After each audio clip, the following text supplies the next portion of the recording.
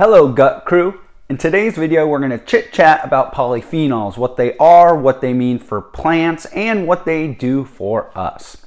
So in case you're not wondering, polyphenols are compounds found within plants, and some are found in insects. They typically give plants their colorful features like green, red, yellow. And for the plants, these polyphenols have a diverse set of roles. They regulate growth factors, they protect against UV radiation, they act as pesticides to prevent herbivores from eating them. And so within these plants, they create these polyphenols to actually protect the plant. So what happens when we eat them? Well, depends on the polyphenol, but mostly we see a lot of beneficial effects in humans, primarily antioxidant effects, and it's fulfilling these same roles within the plant itself, but when we eat them, it gets into our gut. The microbes in our gut transform them and create different compounds that can, potentially be absorbed. A lot of the times polyphenols are not really absorbed very well, so a lot of their effects are happening within the gut. So within us, polyphenols can help prevent oxidative stress. They can also help inhibit inflammation.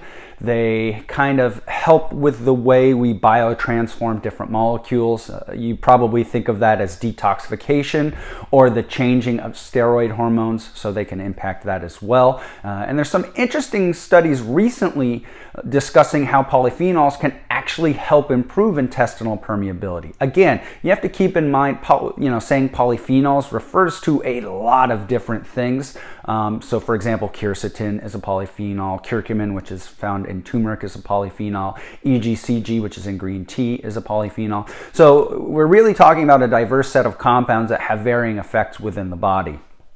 So, but what's kind of interesting when we look at, there's a recent study looking at the effects of a high polyphenol diet on intestinal permeability in older people. They found that people who tend to eat more polyphenols have lower intestinal permeability than those who don't. And what they kind of are implying with this study is that if you eat a higher polyphenol diet, you may help be able to prevent the age-related decline in intestinal barrier integrity, meaning it'll make you have less quote-unquote leaky gut. I hate that term, but it's a term that people use.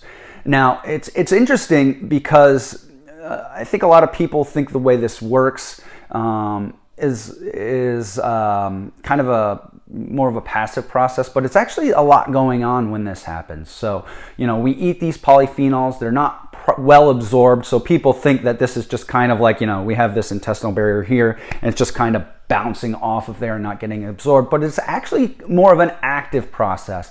So what we have is the barrier, and actually a lot of times these polyphenols do kind of get within the intestinal epithelial cells, so either the enterocytes or the colonocytes. And what ends up happening is when they enter these cells, they kind of upregulate these detoxification genes, which spit them back into the gut. So it's kind of this process of these going in here, your cells saying, hey, this is a xenobiotic or foreign molecule, send it back into the gut. And when it does that, it actually makes the gut stronger. It does other things as well. So some of these receptors, there's the pregnane X receptor as well as the aryl hydrocarbon receptor. These are the receptors that kind of within the cell that send these molecules back into the gut. So these polyphenols do a lot. Since we don't absorb them very well, they typically make it into the colon, and they can act on our microbiome. The microbiome, like I said, biotransforms these molecules and potentially makes them more, increases their absorption for us, but it also regulates the microbiome. So a high polyphenol diet is generally going to lead to microbes that, act on these polyphenols. So you have that. They're going to change the microbiome, as I mentioned.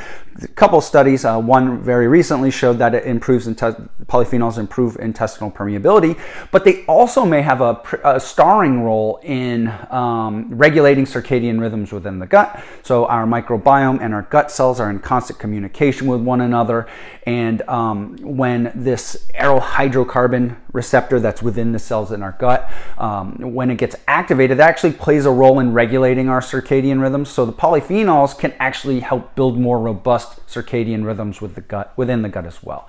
Now, this by no means means that polyphenols are an essential part of the diet. I think the data does pretty strongly show that a higher polyphenol diet is better for you. I know some people feel that these polyphenolic compounds are toxins. Quote unquote, the plants don't want to be eaten, only fruit wants to be eaten. But I think that this is not a very kind of logical thing.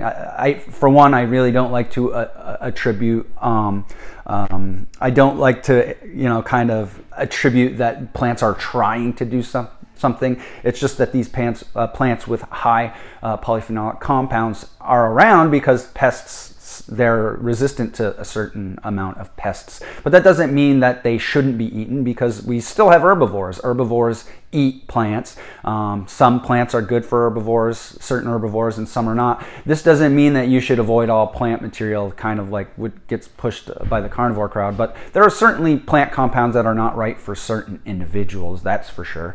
And you can, fruit does contain polyphenols. The other parts of the plant do as well. And I think it's, you can't say for sure, but on the whole, a diet higher in polyphenols is generally going to be better for gut and overall health. So that basically does it.